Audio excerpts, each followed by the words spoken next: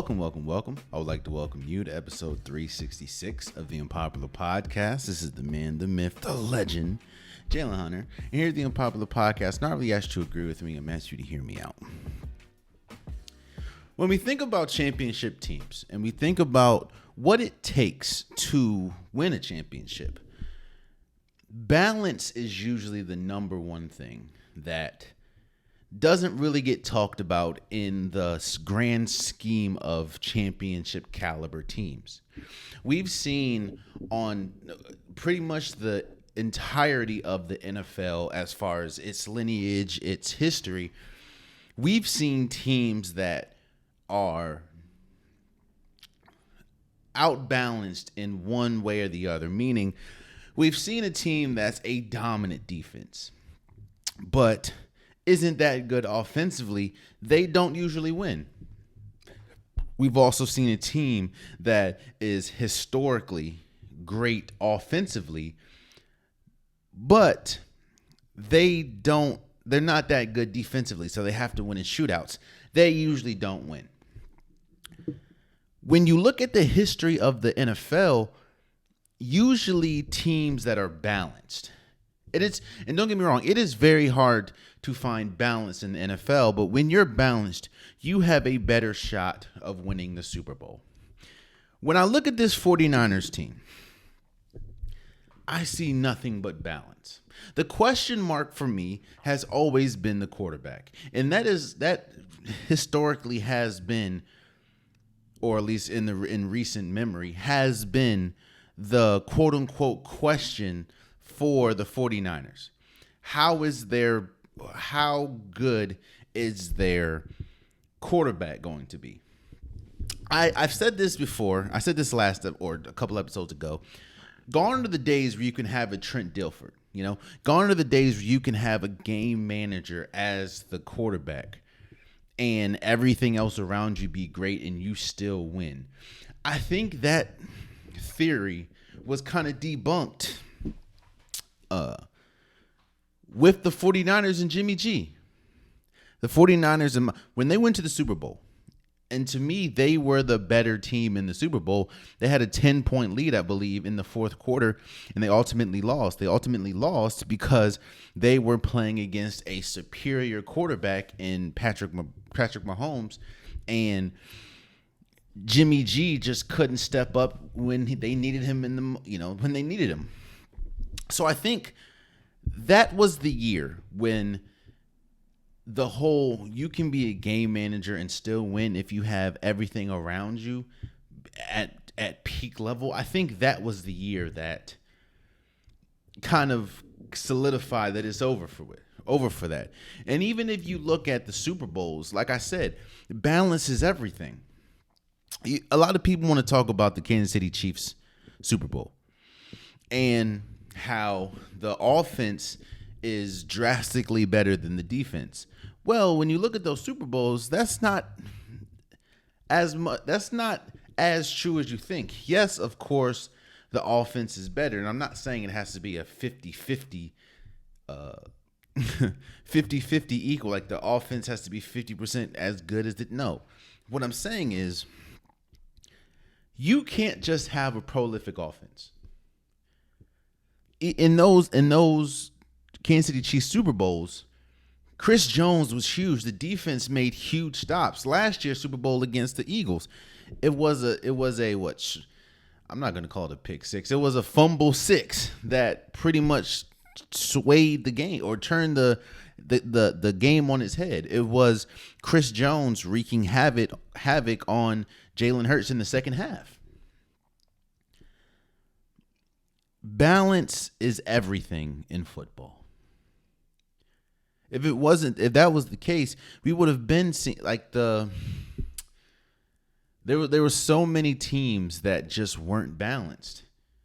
The Ravens probably would have won a couple Super Bowls, but they have been unbalanced for a while. I think that this is one of the first years that I believe they're balanced, which is why I have the Ravens winning the Super Bowl. But it's just about, if you're not balanced, it shows. And why did I start with that? The San Francisco 49ers beat the Giants 30 30-12 in Thursday Night Football. And you saw complete balance with this 49ers team on Thursday. Now, we're going to talk about the Giants in a second.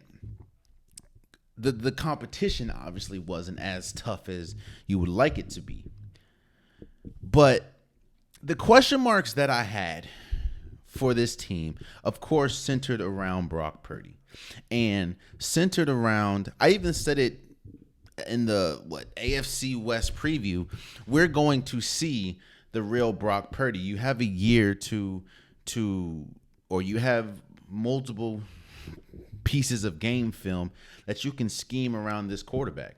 I think that was one of the biggest reasons why he was successful last year, because he just came onto the scene. Nobody knew who Brock Purdy was. When people hear me say that, I'm not saying that Brock Purdy's not good. Of course, you have to be good to win football games.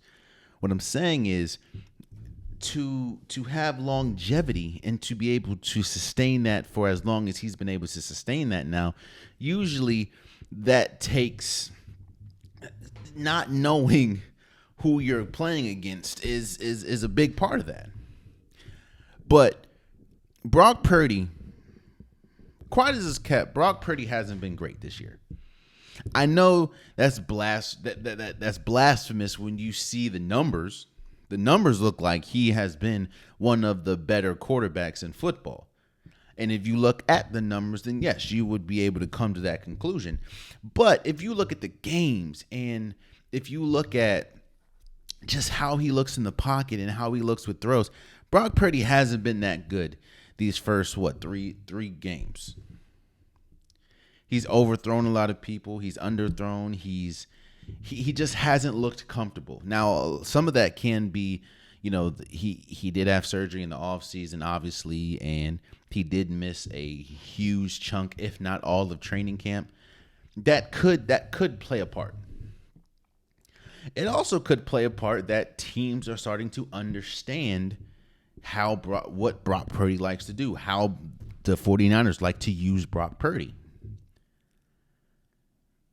Now, when I say that he hasn't been that good, I'm also taking into consideration and I'm also comparing him to what he did last year. At this very moment, Brock Purdy has never lost in the regular season. I think he's 9-0 in the regular season at this point. And the only game that Brock Purdy did lose was in the playoffs after he tore his UCL and couldn't throw the ball anymore. So I'm not saying that Brock Purdy is terrible. What I'm saying is he's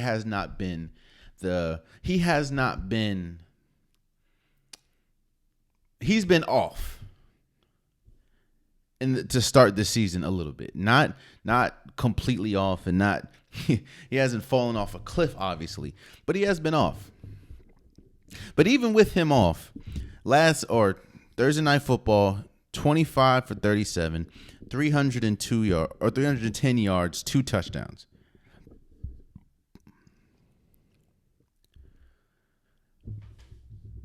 I talked about balance to start this show.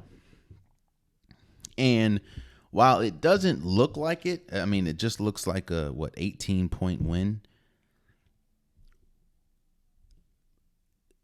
The 49ers were dominant on Thursday Night Football, and they looked leaps and bounds better than the New York Giants. And when I say balance, this team can beat you in so many ways. Christian McCaffrey has emerged as arguably the best running back in football so far this year. He had 18 carries for 85 yards. He also had 5 receptions for 34 yards. He had 1 touchdown. I think that he broke, I think he has 12 straight games with a touchdown. Elijah Mitchell had 11 carries for 42 yards. Deebo Samuel had 6 receptions for 129 yards. George Kittle had 7 receptions for 90 yards.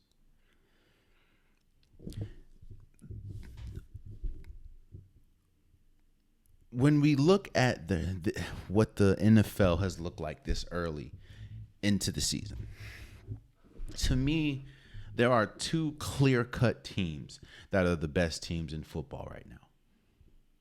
And as much as we, including myself, because I've been very loud on this train, but it's crazy, and it's very shocking, I guess you can say, that we've been talking about how bad the NFC has been, or the NFC was going to be coming into this season. Yet and still, the two best teams in football, clear-cut best teams in football through the first 3 weeks, or at least through the first 2 weeks, the third week just started in Thursday Night Football, is the 49ers and the Cowboys. And you can argue that the third best team could be the Eagles. I may be throwing the Ravens or the Chiefs. You never know. But the two clear-cut best teams is the 49ers and the Cowboys. And we talk about balance. Both of those teams, in my opinion, have been the most balanced through 3 weeks or through 2 weeks. Like I said, the questions that I had with this team centered solely around Brock Purdy and if Brock Purdy can be better than Jimmy G was in the moments that they need him to be better in. Because there's no question in my mind that we are going to see the iteration of this team now. Yes, the NFL is a long season. The regular season, I'm saying, is a long season, and anything can happen. We're going to talk about a team that could look drastically different in a second.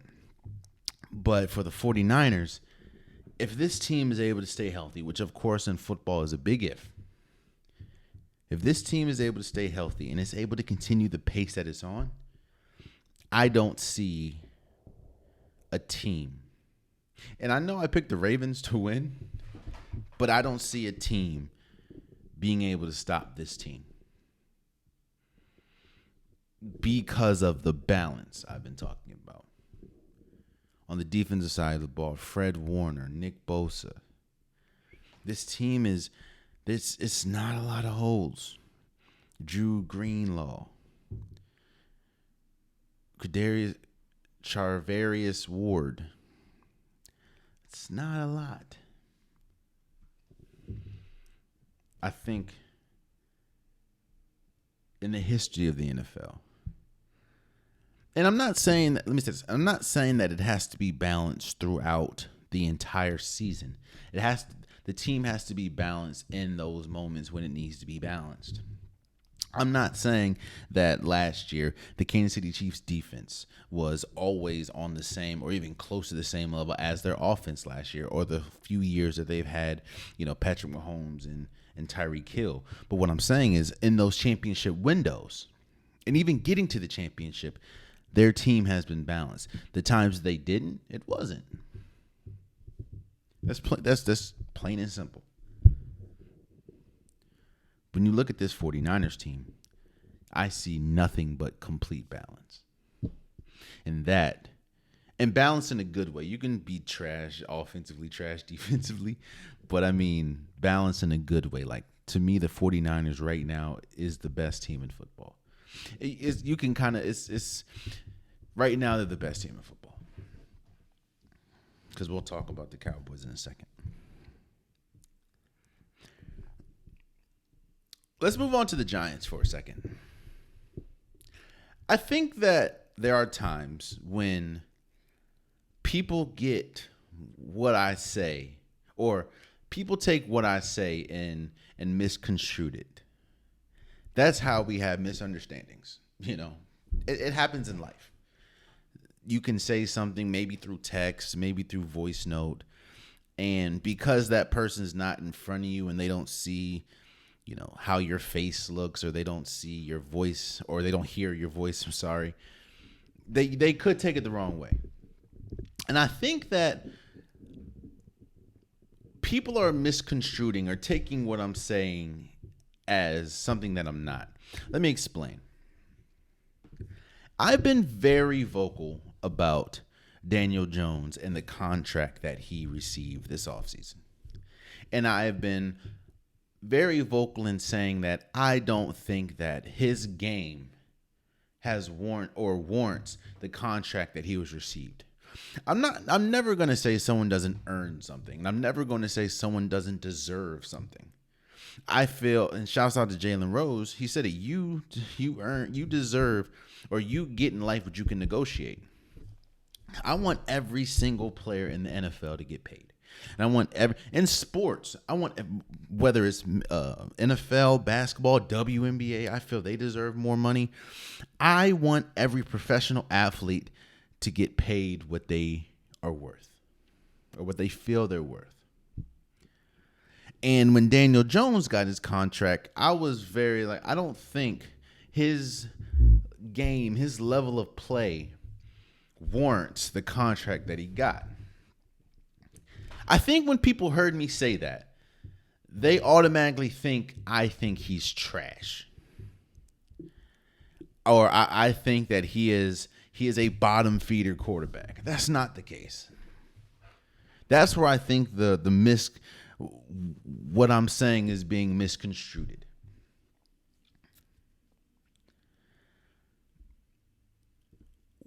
I put Daniel Jones in the same category that I put maybe a Kirk Cousins, or maybe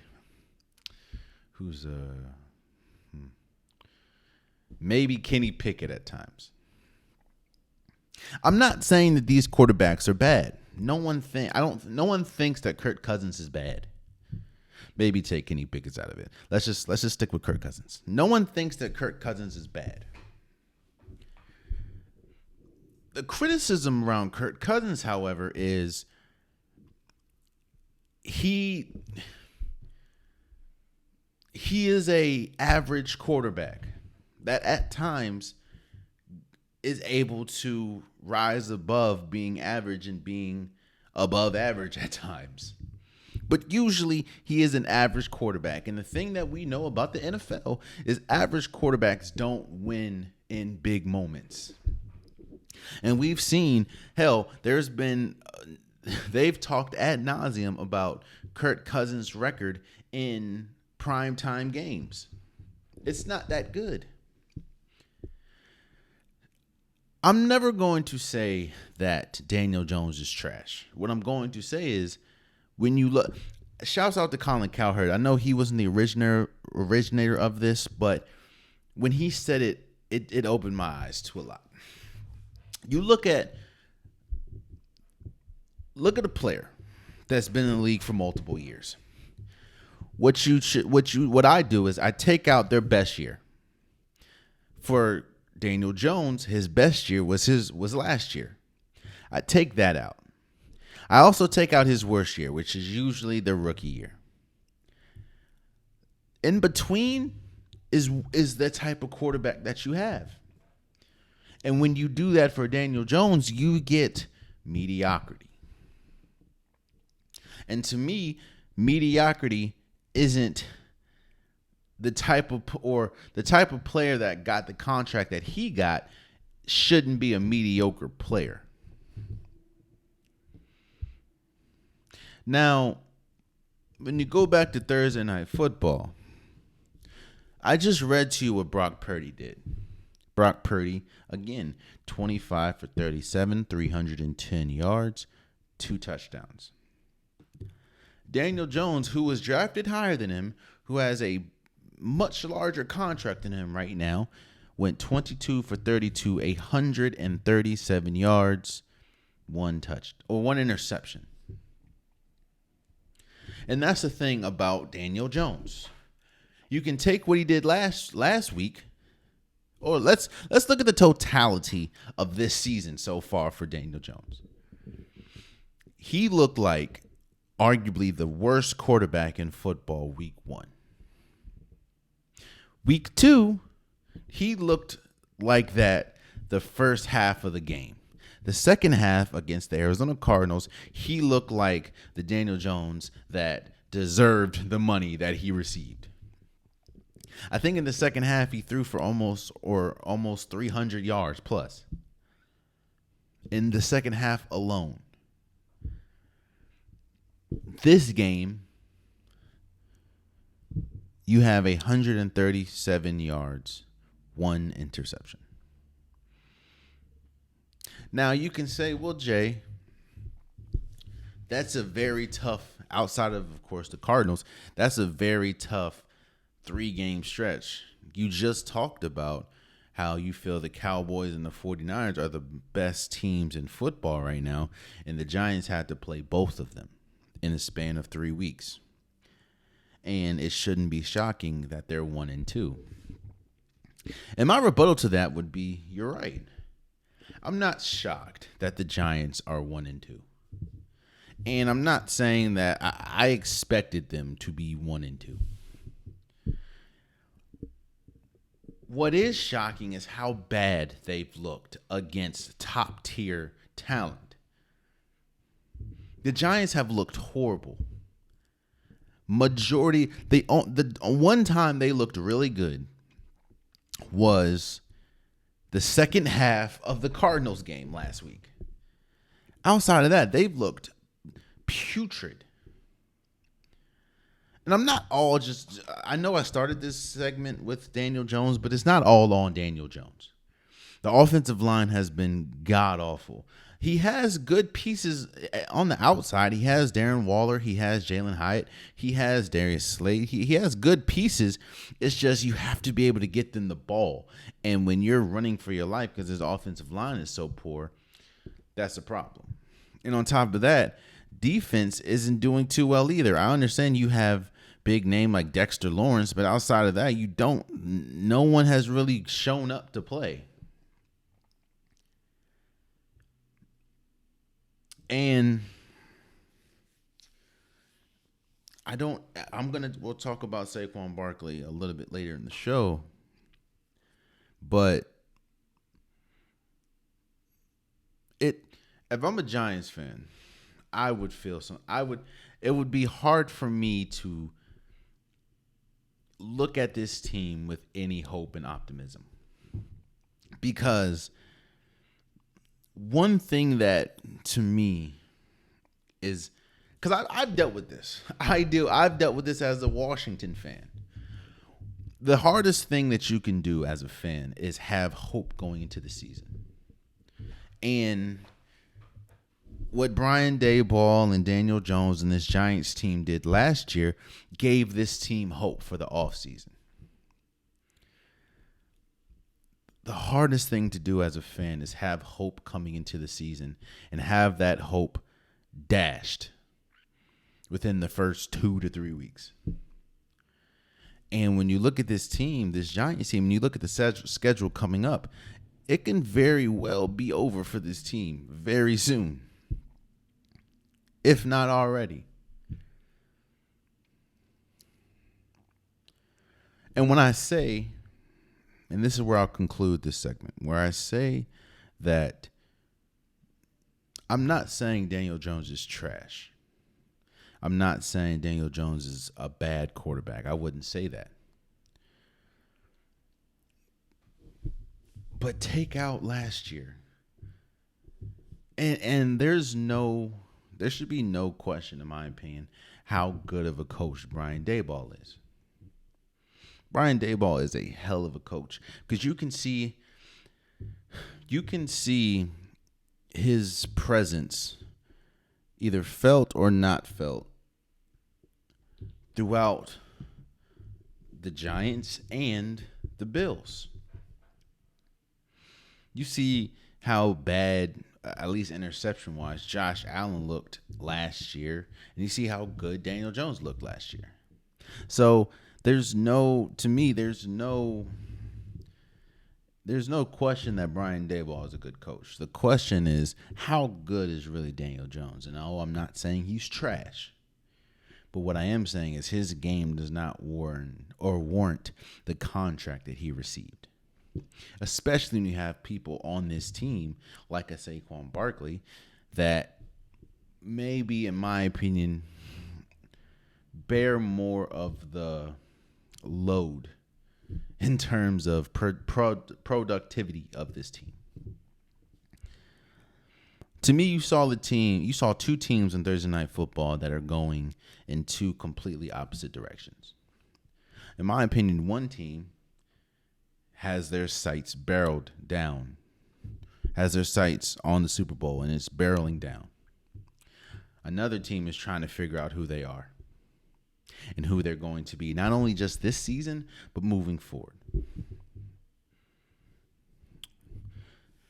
But shouts out to the 49ers for beating the Giants 30-12 Thursday Night Football. I talked about the 49ers being arguably the most complete team in football. And if you remember, last week I praised the Dallas Cowboys in saying that they have probably been the best team in football. And the Dallas Cowboys took a huge blow this week. Pause. Whoa. In losing Trevon Diggs with a torn ACL in practice, out for the season. Now, two things can be true.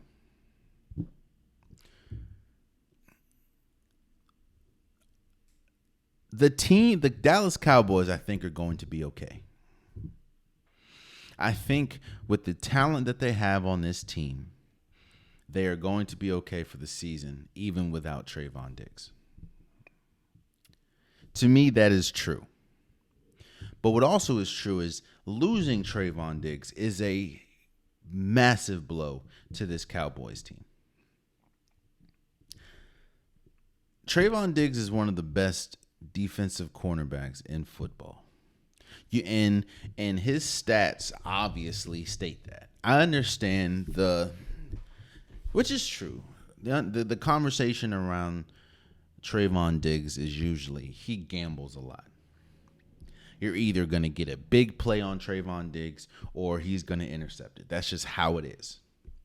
And that is legit true. When you look at the film and you look at how you look at his game, that's true. He gambles a lot.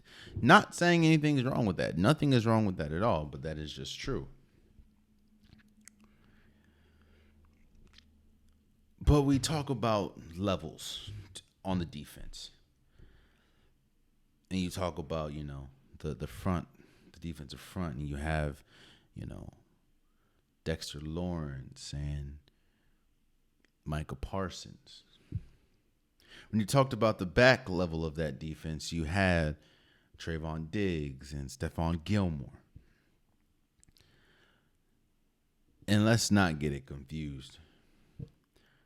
Trevon Diggs is one of the best cornerbacks in football. And not having him is a huge blow for any team. And not having a player like that compared to having a player like that is as simple as Super Bowl caliber and maybe not as solidified in the Super Bowl conversation.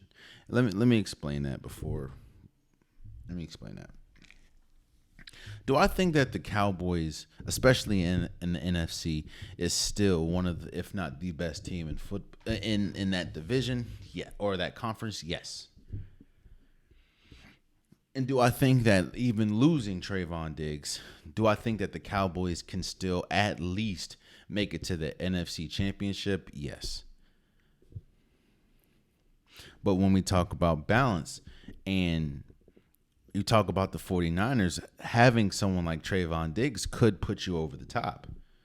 And not having someone like Trevon Diggs could be that piece that you're missing. Even with Stephon Gilmore, it could be that piece that you're missing. That's why I said this is a massive blow. When you have, Trevon Diggs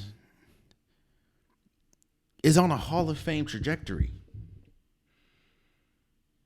I'm not saying he's a first ballot right now. And I'm not saying he's a Hall of Famer right now, but if he continues to play the way he's played, he will find himself in Canton. So you're losing a potential future Hall of Famer. And he's done, and he's had such a short career right now. Now, I know it sounds like it, but I'm not speaking like it's over for him. I'm not saying that.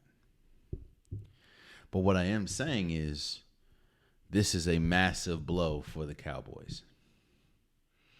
It's unfortunate, no, but I know I'm a Commanders fan.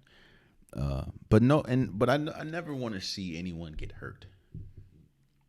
I never want to see anyone injured, especially athletes. I don't care if you're on my favorite team, if you're on a team that I hate. I don't care. These are still people. I think shouts out to Miles Turner. He was on a podcast with somebody, and I think that he said people forget that these are still people. I understand that we look at, football players and basketball players as things, especially when we talk about, the team aspect of it and what you want your team to do and how you want your team to be successful, and gambling. Like, we look at these players as things instead of people. And I can't imagine how it is riding a high. You have arguably the best team in football, and just like that, you're out for the season. I pray for a speedy recovery. And like I said, in this situation, two things in my opinion are true. I think the Cowboys are going to be okay not having Trevon Diggs because of just how good the team is in general. But not having Trevon Diggs is a huge blow to this team. So we'll have to see what happens moving forward. So let me jump over to basketball really quick.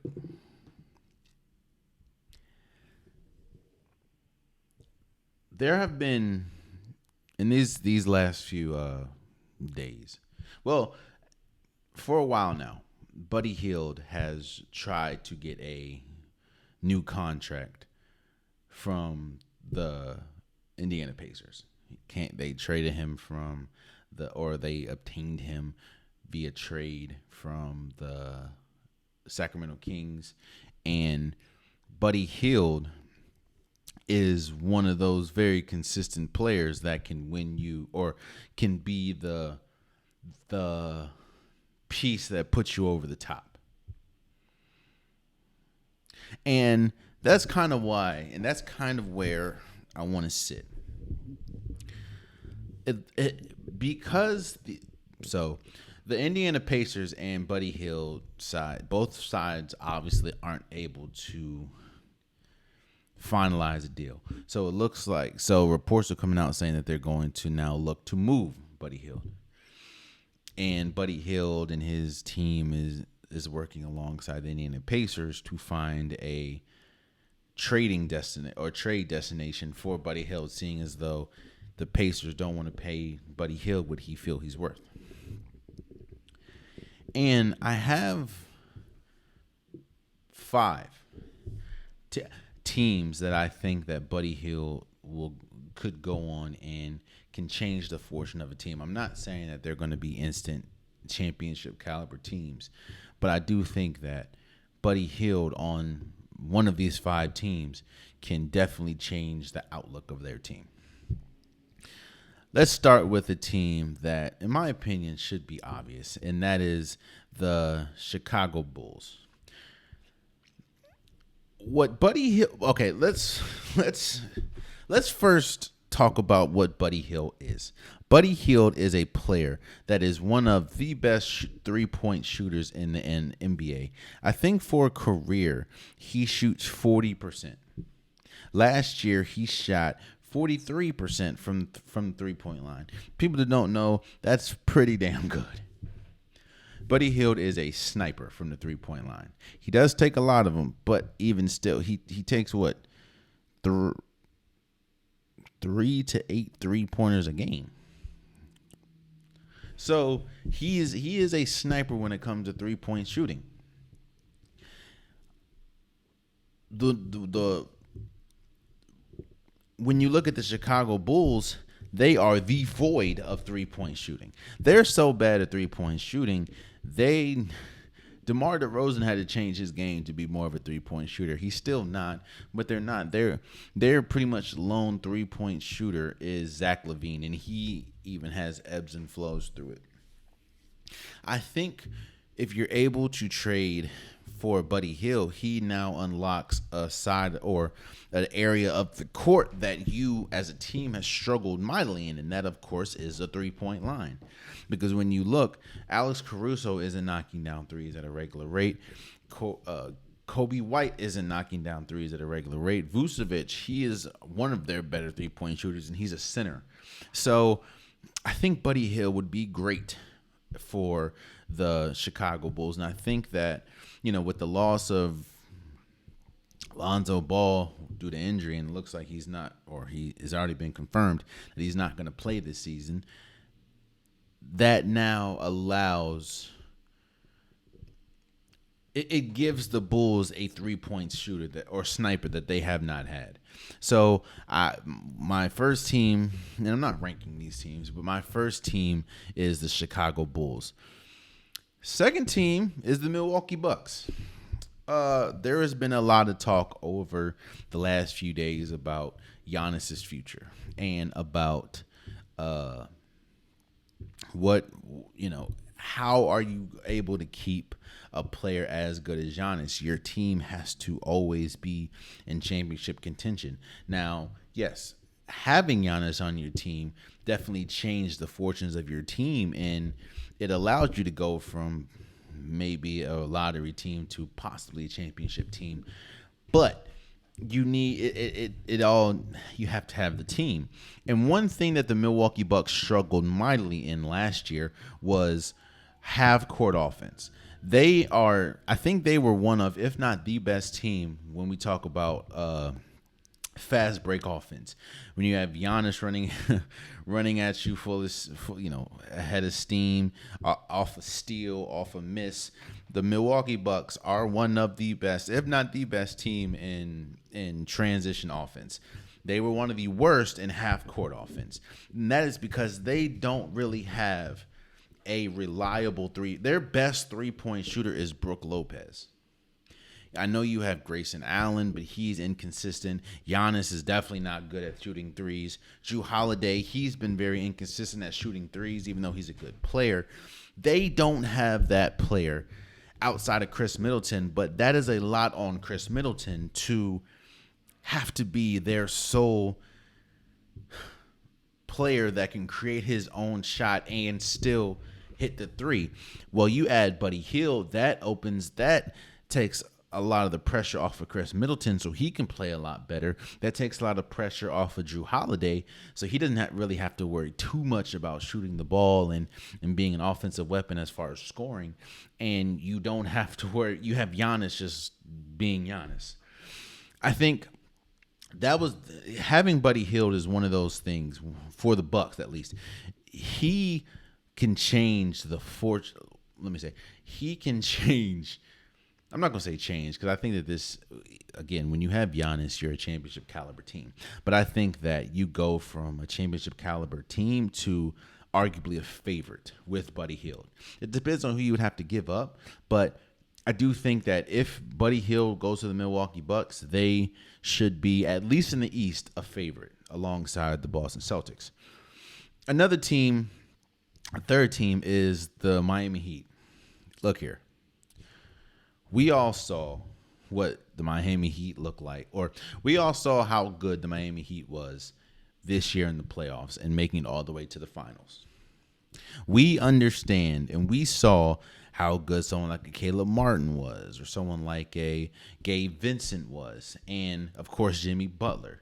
We saw the run that the Miami Heat made and how good they were with the pieces that they have, how good they were in making it all the way to the championship. They obviously didn't win it, but they made it there. But even with us seeing that, what else did we see?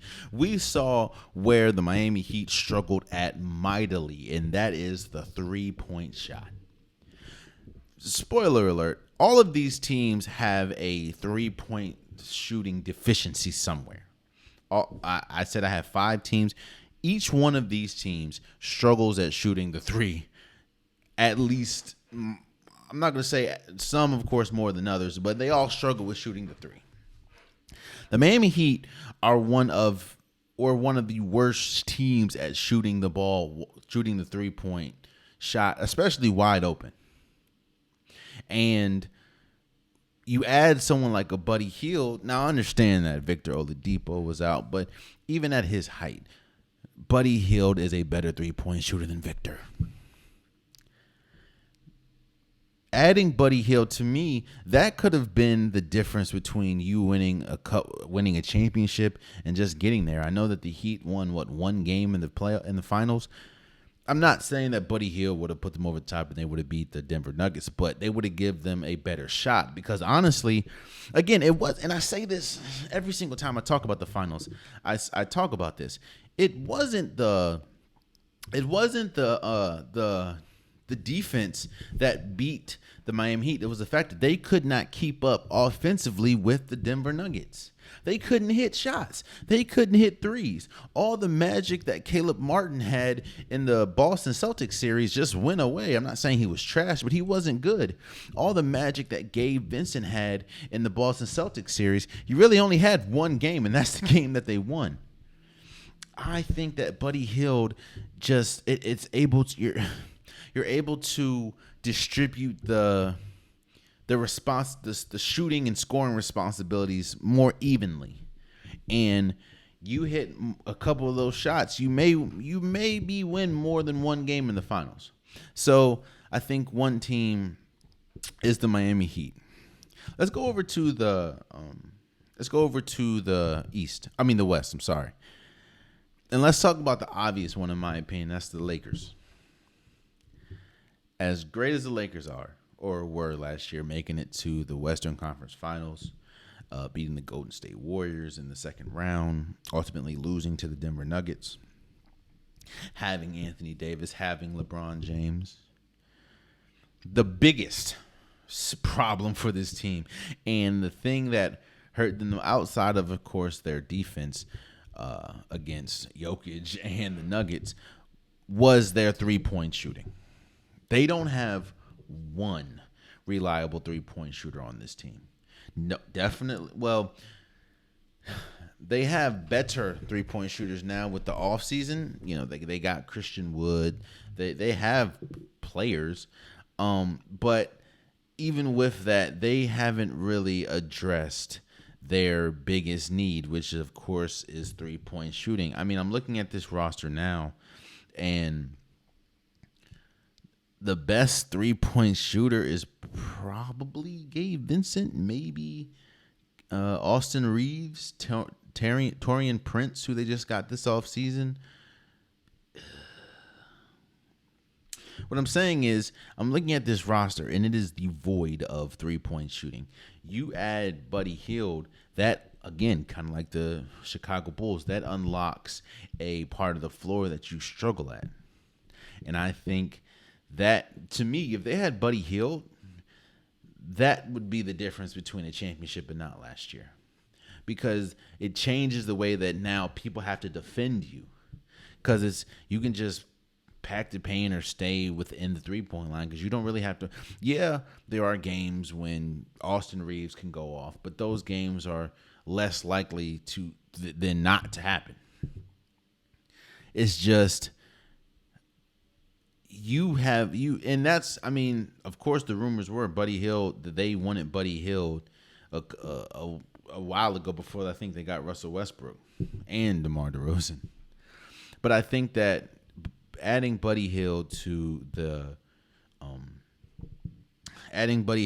Los Angeles Lakers team is definitely what would put them over the top, as far as they could be a championship caliber, or they could be a championship favorite in the West if they add Buddy Hield, and that is the Los Angeles Lakers. And the last team is the Dallas Mavericks. you look at the two top players, obviously, on this team, and that is Kyrie Irving and Luka Doncic. And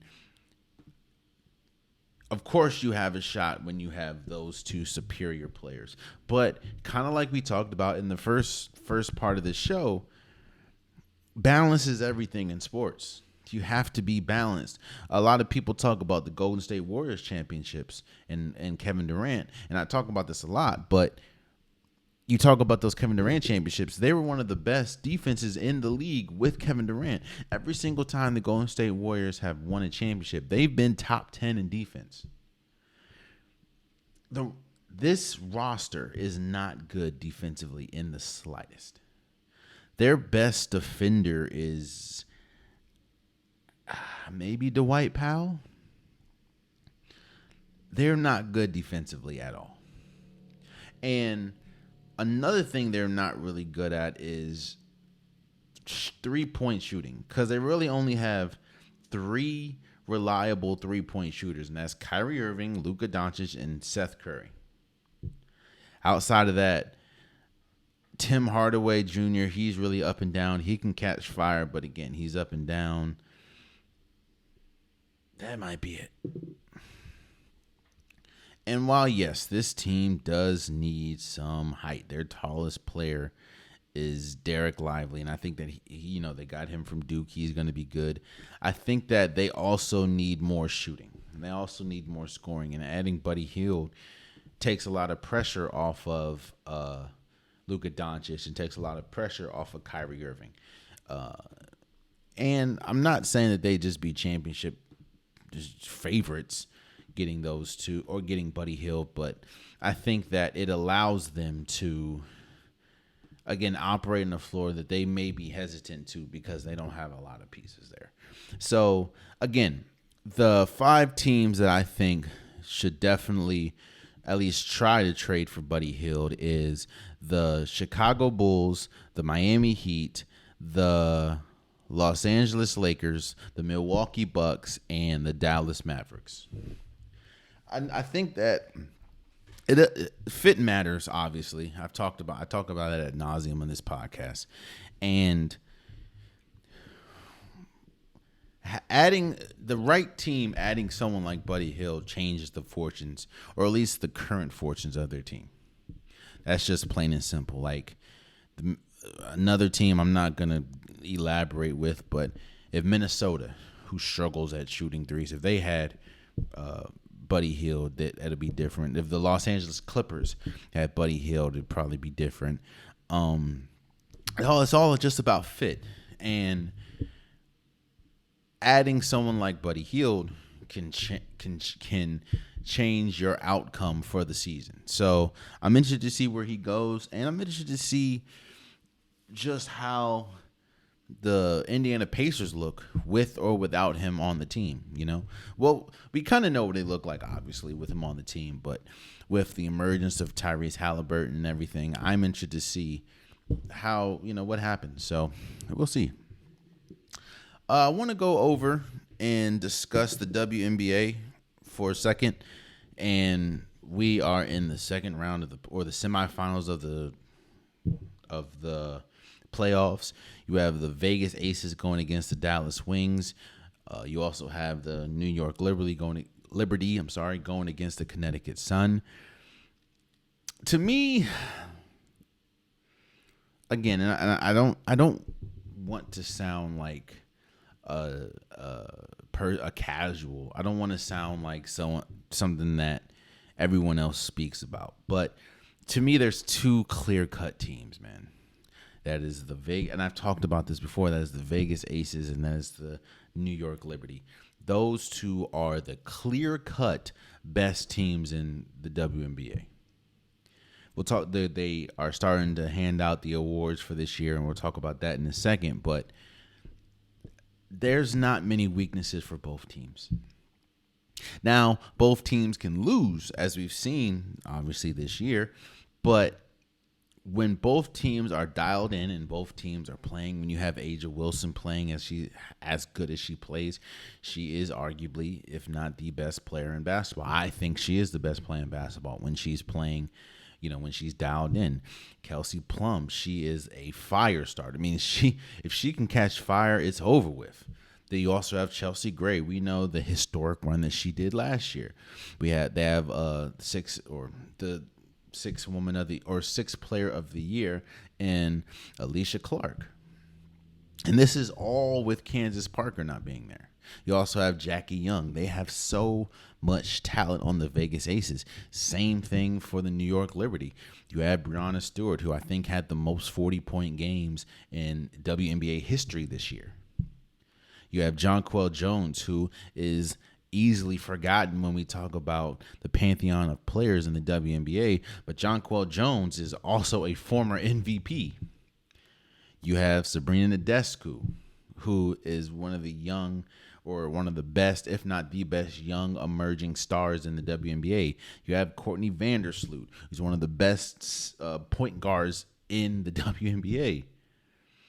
There is so much talent. And don't get me wrong, man. I'm not trying to disrespect the Wings. I didn't think they were going to get here. They obviously beat Atlanta Dream. And this team is good. Don't get me wrong. Like, I'm not here to disrespect this team. And I'm also not here to disrespect the Connecticut Sun. We know they're the third best, or they're ranked third. They're the third best team, at least in the WNBA right now. You have Alyssa Thomas, who made all NBA or all WNBA first team defense. DeWanna Bonner, we know how good this team is. This team was just in the WNBA finals a year ago. But I'm not really, to me, it's not, it's more disrespectful to not highlight and not be honest about what we're seeing. To me, there's two clear-cut best teams. I don't think, it doesn't matter how good the Wings play, in my opinion. I don't think they have a shot. I could be wrong. If I'm wrong, I will definitely come up here and say I'm wrong. I don't think they have a shot in beating the Vegas Aces. I think they could win a game, but I don't think they have a shot in winning the series unless somebody goes down. But even in that, but depending on who goes down, but I don't wish for anyone to go down. But I just don't see a path where the Dallas Wings, even though they have the most improved player, again, we'll talk about that in a second, I just don't see a chance, or I don't see an avenue for them winning. I am very interested about this New York Connecticut Sun series. I think when everyone is playing, first of all, let's have a moment of silence for my Mystics. Natasha Cloud, she had a career high 33-point or playoff career high, I think 33 points. But they went out. They went out in 2 games against the New York Liberty. It's tough. Moment of silence over. I'm interested to see because of how good this Connecticut Suns team can be defensively, especially being led, obviously, on the defensive side of the ball with Alyssa Thomas.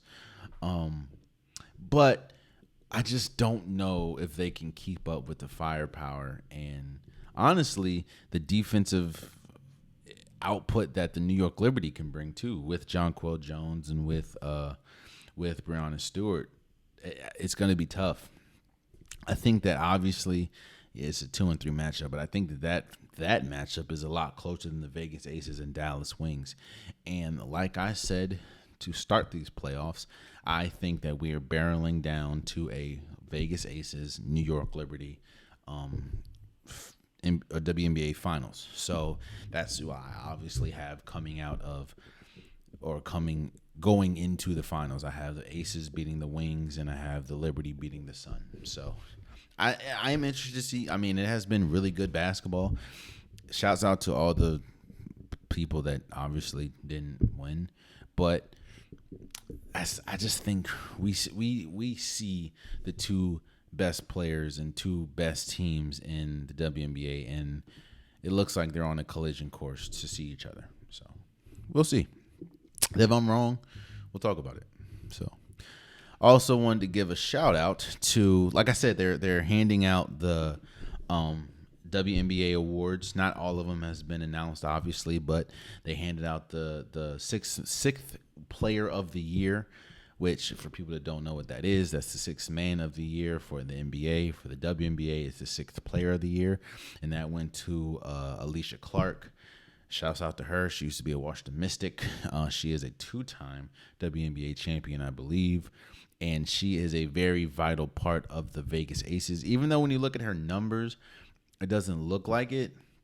Like, her numbers look pedestrian, but when you see just the impact, it's kind of like, was it Darica Hamby? Like when she may not have had the eye-popping numbers, but when you look at just how important she was for that Aces team, that's the same way that's the same impact that Alicia Clark has. And again, I don't think people understand how big of a loss Candace Parker, even at this point of her career, losing Candace Parker is huge. And having Clark come in and have to play more minutes and be more impactful with Candace Parker not being there is one of the biggest reasons why I think she won the sixth player of the year. So shouts out to her. Shouts out to Satu Sabali. She, of course, Dallas Wings. She won the most improved. Listen to this. She is improved in every way this year, and that is just a testament to how good she is. Last year, she averaged 11 points a game, 5 rebounds, 2 assists, and a steal, pretty much. This year, she averaged pretty much 19 points a game, 8 rebounds, 4 assists, and 2 steals. She has been incredible, and it's been so interesting and exciting to see just her growth because, again, she's been a consistent 11. Her first year, she averaged 14 points. Second year, she averaged 12. Last year, she averaged 11, I'm sorry. And this year, she averaged 19 points. She's been incredible, and she is one of the biggest reasons why the Wings are even in this position to try to compete for a WNBA championship. She has been great, and to me, even though she didn't get it unanimously, I think that she is the clear-cut, or she was and should have been the clear-cut most improved player, and I'm glad that she did win it. So shouts out to Satu Sabali for winning most improved. And Asia Wilson. Asia Wilson, she went back-to-back, at least for she went back-to-back and won the Defensive Player of the Year. This is the second year in a row. I think she was first in rebounds, first in blocks, or something like that. I said on this podcast that she is the best player in the WNBA. I understand. I got some flack because people are talking about, what about Breanna Stewart? Yes, I do think Breanna Stewart is as great as people project. I do think that she is incredible. I do think that you can argue that she is the best player in the WNBA. Again, you can argue that. And at worst, to me, she's the second best player, Breanna Stewart. And the thing that separates her from Asia Wilson is the defensive side of the ball. Obviously, Breanna Stewart is probably a tad bit better than Asia Wilson offensively, but defensively, I think Asia Wilson kind of has Breanna Stewart by a landslide. And this is not me crapping on Breanna Stewart. This is me actually praising Asia Wilson for, again, winning her second straight Defensive Player of the Year award. And it obviously, I'm not going to say it wasn't close, because to me it was a two-woman race between Asia Wilson and Alyssa Thomas from Connecticut. But I'm not mad that you gave it to the person that leads the league in, I think, rebounds and blocks. Makes sense. Shouts out to all the people that are winning awards, all the women that made the WNBA first team and second team. Shouts out to you guys, yo. It definitely is well deserved. You guys have been, I'd said this is one of the best years than WNBA has seen in a while, because of just, I think the last time we saw a quote unquote super team in the WNBA was the Comet, when they had Cheryl Swoops and they had was it Tina Charles? Like, that was probably the last time we saw like a quote unquote super team. I think they won 4 straight.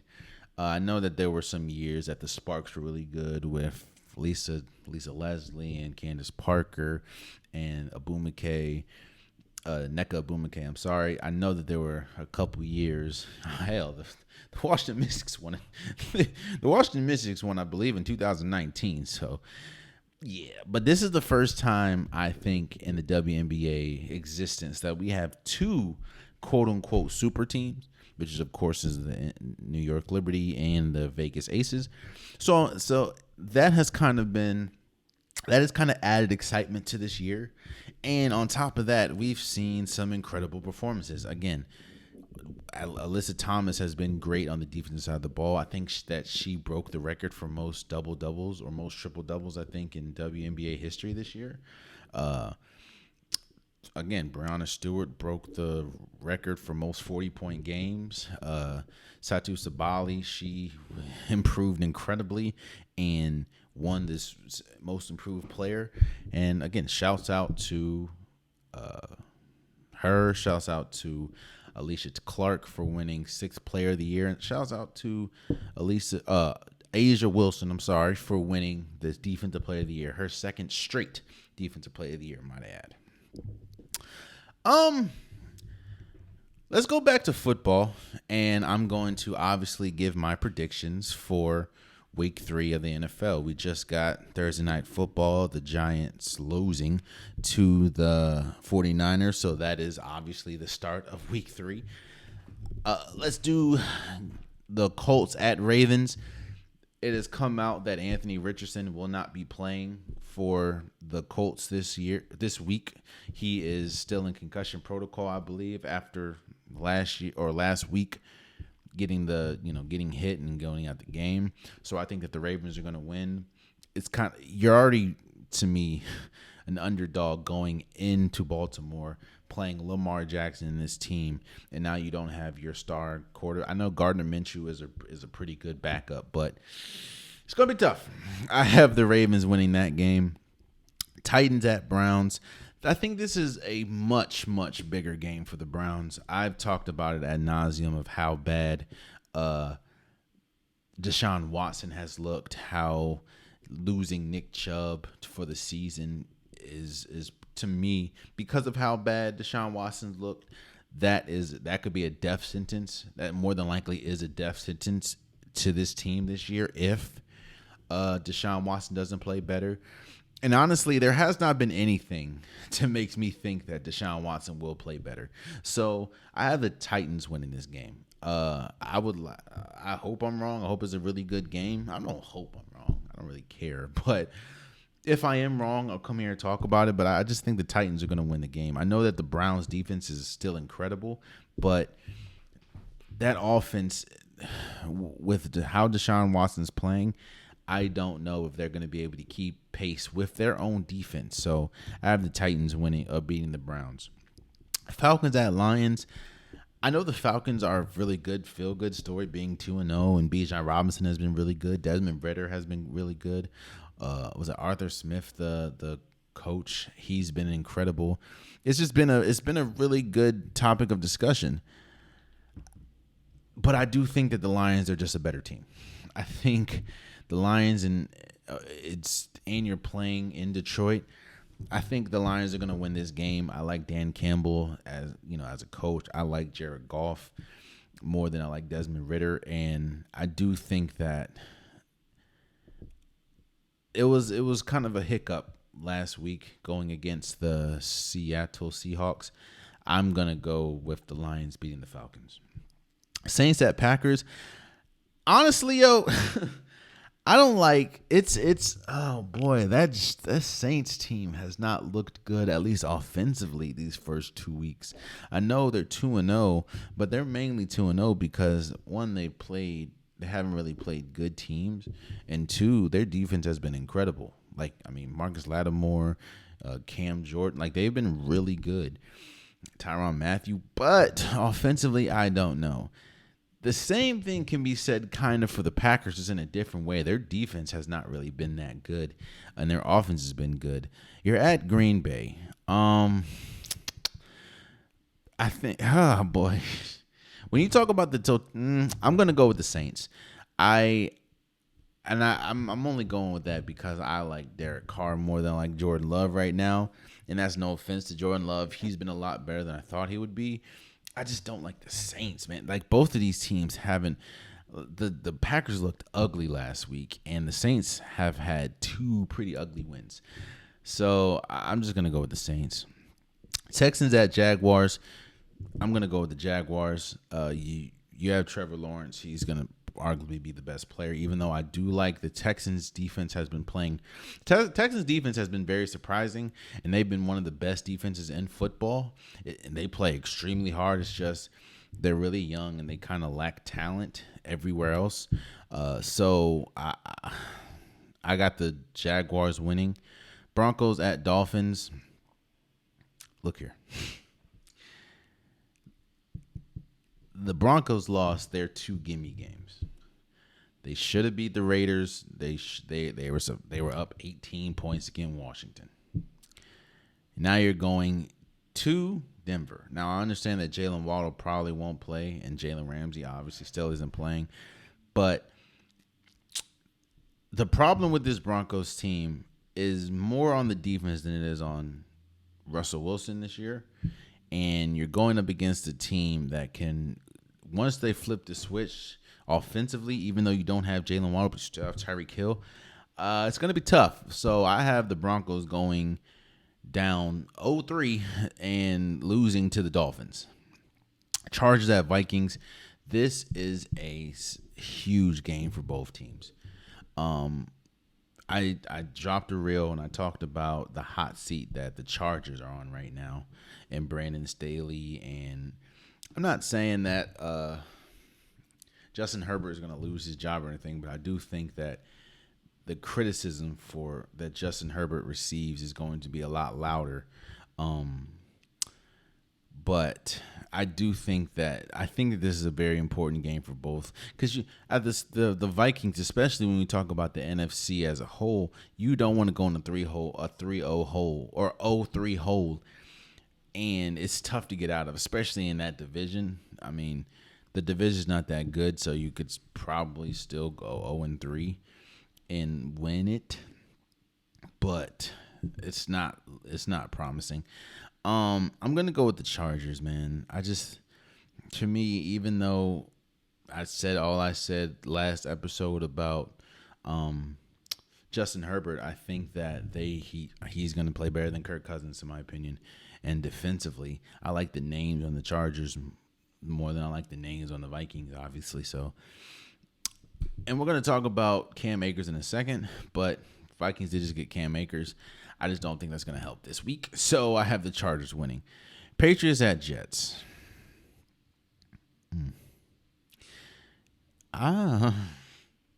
We know how good the Patriots or the Jets defense is, but we also know how iffy, to put it lightly, Zach Wilson is. So I'm going to pick the Patriots. I just think it's hard for Zach Wilson. I mean, Zach Wilson hasn't looked good. I mean, they did win the first game, but that was more on the defense, in my opinion, and the special teams. I just don't think Zach Wilson's going to fare too well against this Patriots defense and against Bill Belichick. So I have the Patriots winning that. Bills at Washington. I will say that Washington's defense has looked as good as projected, especially the front. I mean, we know how good they were going to be on the defensive front when you have, of course, Chase Young and Sweat and Daron Payne and Jonathan Allen. But I think that 2-0 record comes to, or that undefeated streak comes to an end. I just think that it's going to be tough. It's going to be tough for Washington. So I got the Bills winning that. Panthers and Seahawks. I got the Seahawks. It looks like Bryce Young isn't going to play, and he's pretty much – now, this defense is really good with Brian Burns and everything, but I just think when you don't have, your quarterback, is going to be tough. And even with Bryce Young, they haven't really looked good offensively. They don't really have that weapon that they need. So I have the Seahawks winning that. Cowboys at Cardinals. Cardinals are going to get destroyed, I think. I think Cowboys are going to destroy the Cardinals, honestly. Bears at Chiefs. I think same exact thing. I think the Chiefs are going to destroy the Bears. We know how disorganized the Bears have been this week, especially. It's going to be curtains for them. Steelers at Raiders. Boy, that's a tough one. I guess I'll say the Steelers, because I like the Steelers defense more than I like the Raiders. Anything. So yeah, I'll go Steelers. You got 2 Monday Night Football games again. Eagles at Buccaneers. I have the Eagles winning. I just think the Eagles are a better team, and I trust Jalen Hurts more than I trust Baker Mayfield. Even though Baker Mayfield has been playing better than I thought he would. And Rams at Bengals. I think that the Bengals get their first win. Actually, no. I don't know, because it looks like homie can't even walk. No. I don't, no. It looks like Joe Burrow is really struggling. He needs rest with his hamstring. So I think I'm going to pick the Rams from that one. So yeah, those are my predictions. Let's see if they're right or not. And the unpopular topic of the day. I said I was going to talk about Cam Akers in a second. Here it is. Cam Akers gets traded to the Vikings. And this topic isn't more on Cam Akers as much as it is about the running back position in general this year. It has been a tough year for the running back position. Whether we talk about, of course, we know it started with obviously them trying to get a deal done, and let's say Saquon Barkley and all the running backs coming together and trying to form a super, like, yo, we need to get this done. We also know that,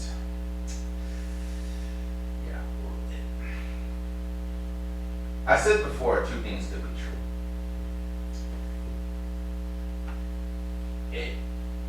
It has been a very tough year for the running back position. When we talk about Nick Chubb's injury, and even though it's less minor, obviously, or it's less than Nick Chubb, but Saquon Barkley's injury and everything.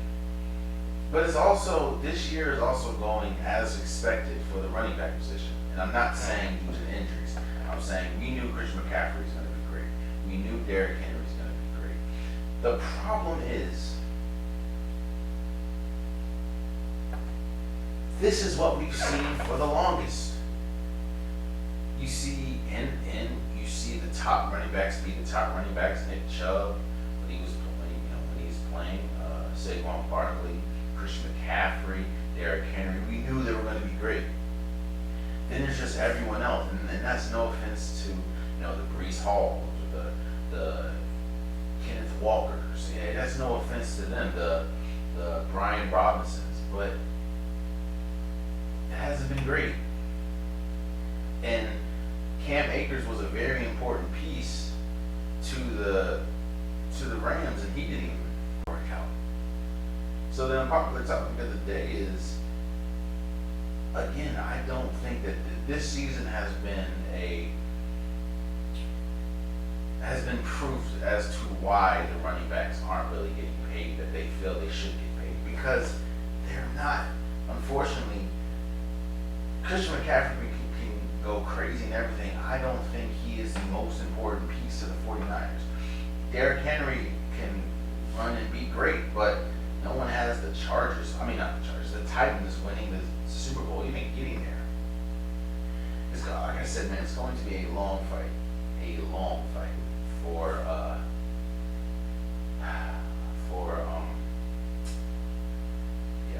it's going to be a long fight for the running backs. I don't think anything this year has helped them. So, yeah.